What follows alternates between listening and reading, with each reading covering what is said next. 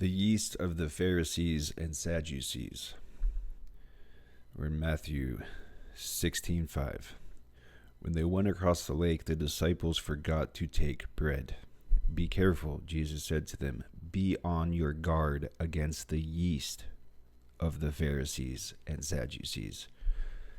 They discussed this among themselves and said, It is because we didn't bring any bread. Aware of their discussion, Jesus asked, You have little faith. Why are you talking among yourselves about having no bread? Do you still not understand? Don't you remember the 5 loaves for the 5,000 and how many basketfuls you've gathered? Or the 7 loaves for the 4,000 and how many basketfuls you gathered? How is it you don't understand that I was not talking about bread? Be on your guard against the yeast of the Pharisees and Sadducees.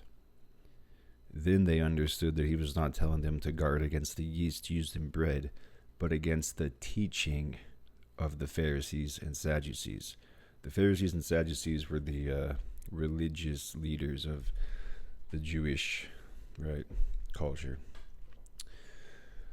So their teachings is what to be on guard against, because once that yeast enters into your soul, it will spread and corrupt, right? Which is why the Jews traditionally have the feast of unleavened bread. Unleavened bread is without yeast, right? So there's the feast of unleavened bread.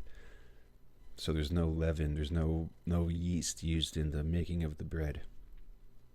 Yeast is sin, right? Corruption, and it spreads rapidly once it takes, effect. I don't know the science behind yeast, but however yeast, yeastifies things, it'll spread quickly, and that's why it's unleavened bread, right? And we are to not have yeast within our soul, so that we can have a connection to Him, the Spirit, the Holy Spirit.